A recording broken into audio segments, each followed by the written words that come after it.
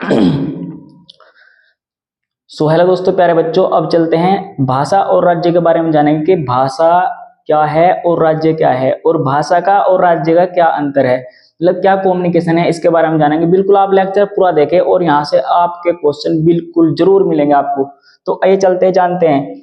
अगर हम जाने भाषा राज्य के बारे में, तो प्यारे बच्चों आपको याद रखना है जो राज्य है, भारत में टोटल अभी 28 राज्य हैं, ये आपको याद रखना है, और 8 संघ शासित प्रदेश है, ये भी आपको याद रखना है।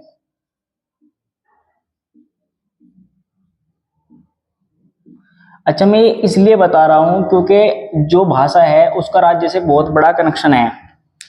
जब देश आजाद हुआ था, आपको याद रखना है, जब देश आजाद हुआ था, जैसे आजाद कब हुआ था, 15 अगस्त 1947 में देश आजाद हुआ था। और जब देश आजाद हुआ था उस समय राज्यों की मांग बहुत जोरों शोरों से उठी थी, और एक नियम पारित किया गया था, भारत राज्य पुनर्गठन अधिनियम 1955। ये आपको याद रखना है। भारत का जो राज्य पुनर्गठन अधिनियम था 1955 पास किया गया था, जिसके द्वारा राज्य की बंटवारा हुआ। ठीक है। और इसमें क्या था, जो ये नियम पारित किया गया था, इसमें क्या कहा गया था कि जो उस टाइम पे भारत में 14 राज्य और 6 संघ शासित प्रदेश थे। ये आपको याद रखना है। 14 राज्य, 6 संघ शासित प्रदेश थे। और जब लोगों ने राज्य की मांग करी, सबसे ज्यादा मतलब राज्य की मांग उठी, तो उस समय एक राज्य आंध्र प्रदेश, आपको याद रखना है, आंध्र प्रदेश। और आंध्र प्रदेश राज्य की मांग बहुत जोरों शोरों से हुई थी, और उस समय अलग अलग प्रकार की कमेटियां बनाई गई, और कमेटियों का निर्णय यह था कि जो राज्य बंटना चाहिए वो वित्तीय विकास और आर्थिक के आधार पर राज्य बंटना चाहिए। लेकिन जो राज्य मांग रहे थे, उनकी मांग थी कि राज्य भाषा के आधार पर बंटना चाहिए। तो ऐसे ही हुआ, जब आंदोलन चलता रहा, जैसे आंध्र प्रदेश का जो आंदोलन चला, और जिसके प्रमुख नेता थे उसका नाम है श्री पट्टीरमल्लू। आपको याद रखना है, बहुत ही इंपॉर्टेंट है। क्या है? श्री, ब्लैक मार्कर यूज कर लेंगे यहां पर, श्री पट्टीरमल्लू। आंदोलन करते समय इन्होंने क्या किया, इन्होंने भूख हड़ताल किया, और ये 56 दिन तक क्या रहे, भूखे रहे। ये आपका याद रखना है, 56 दिन तक क्या रहे, भूखे रहे, और फिर इनकी होगी मृत्यु। ये आपका याद रखना है। जब ये 56 दिन तक भूखे रहे थे, श्री पट्टीरमल्लू राज्य की मांग करते हुए भूखे रहे, आंदोलन अनशन करते रहे, तो उनकी क्या हो गई, मृत्यु। और मृत्यु जब हो गई इनकी, जब किसी बड़े व्यक्ति की मृत्यु हो जाती है तो मतलब दंगों का सूचना मतलब ज्यादा रहती है, तो इसलिए क्या करेगा, सरकार के द्वारा एक राज्य बांटा गया था। पहला राज्य बनाया गया था आंध्र प्रदेश, यानी कि 1 अक्टूबर 1953 में आंध्र प्रदेश राज्य का गठन किया गया था। आपको याद रखना है, किस आधार पर, भाषा के आधार पर, यानी कि तेलुगु भाषा के आधार पर आंध्र प्रदेश राज्य का गठन किया गया था। ठीक है, ये आपको याद रखना है, बहुत ही बढ़िया यहाँ से प्रश्न बनता है। भाषा के आधार पर बंटने वाला भारत का राज्य कौन सा है? सबसे पहला आंध्र प्रदेश। 1 अक्टूबर 1953 में आंध्र प्रदेश राज्य का गठन किया गया था, ये आपको याद रखना है। और आंध्र प्रदेश की राजधानी याद रखेंगे हैदराबाद, इसके साथ साथ याद रखेंगे हैदराबाद आंध्र प्रदेश की राजधानी। और इसी के साथ साथ आपको याद रखना है, उस टाइम पे भारत का ये 15वां राज्य बनाया गया था आंध्र प्रदेश। भाषा के आधार पर बंटने वाला पहला राज्य कौन सा है? आंध्र प्रदेश। ये आपको याद रखना है, बहुत ही इंपॉर्टेंट है। अब हम आगे चलते हैं, लेकर थोड़ी भाषा की बात करते हैं। जो भाषा है, और भाषा संविधान के भाग 17 में दी गई है, अनुच्छेद 343 से लेकर 351 तक दिया गया है। अगर बात करें अनुसूची की,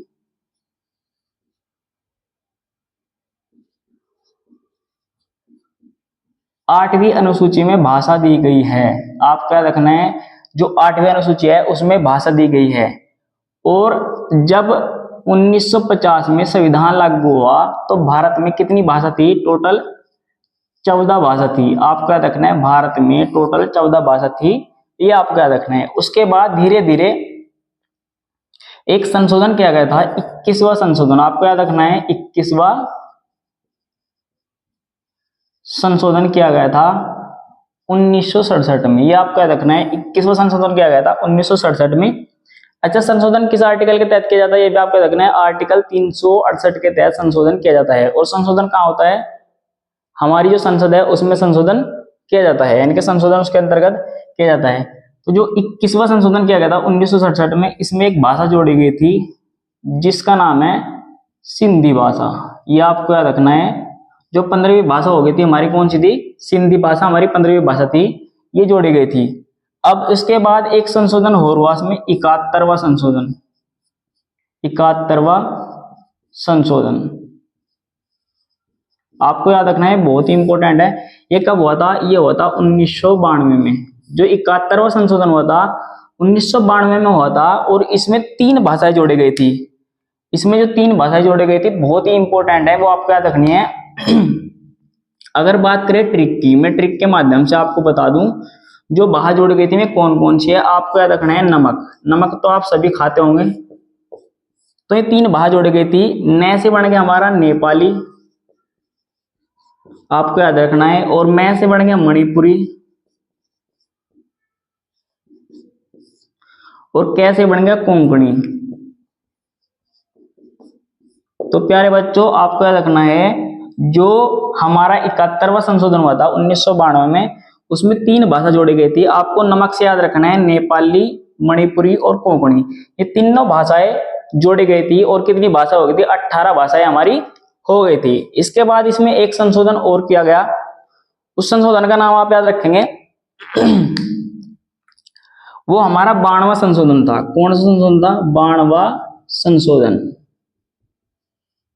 और ये किया गया था 2004 में। जब 2004 में 92वां संशोधन किया गया था, तो आपको याद रखना है कितने कब में किया था, 4 में किया गया था। तो इसमें 4 भाषा ही जोड़ी गई थी। आपको याद रखना है कितनी भाषा जोड़ी गई थी, 4 भाषा जोड़ी गई थी। अगर मैं इसकी आपको ट्रिक बताऊं, आपको ट्रिक भी याद रखनी है इसके साथ साथ। इसकी ट्रिक है हमारी बोडो मास। याद रखना है बोडो मास, आप याद रखेंगे बोडो मास। आपको देखा होगा जब मच्छर काटते हैं तो क्या लगा जाता है, बोडो मास लगा जाता है।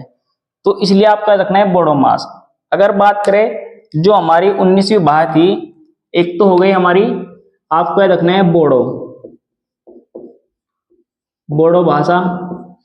और जैसे एक हो गई डोगरी, बोडो बोडो हो गई भाषा, दूसरी हो गई हमारी डोगरी, और तीसरी हो गई हमारी मैथाली, मैथाली भाषा। और तीसरी हो गई हमारी संथाली, चौथी हो गई हमारी संथाली। तो प्यारे बच्चों, ये आपको याद रखनी है। 4 भाषाएं बाद में जोड़ी गई थी, टोटल हमारी 22 भाषाएं हो गई है। ये यहां से प्रश्न बनेगा, बहुत ही इंपॉर्टेंट है। एक 71वां संशोधन 1992 में किया गया था, जिसमें आपको नमक याद रखना है। और नमक में नेपाली, मणिपुरी, कोंकणी भाषा आपको याद रखनी है। उसके बाद 2004 में एक संशोधन किया गया था 92वां, इसमें याद रखना है आपको बोडो मास, बोडो, डोगरी और मैथाली और सैंथाली, ये भाषाएं आपको याद रखनी है। तो दोस्तों, मेरा तात्पर्य ये था कि आज आप जो भाषा है वो समझे, और राज्य की भाषा भी आप अलग प्रकार समझे। तो अगर हम आपको अलग जो पढ़ाएंगे, जैसे कि हम भाषा पढ़ाएंगे, तो आपको पूरा चैप्टर हम भाषा का अलग बताएंगे और राज्यों का अलग बताएंगे। तो दोस्तों, ये आपको याद रखना है, यहाँ से प्रश्न आपके जरूर बनेंगे। जय हिंद, जय भारत।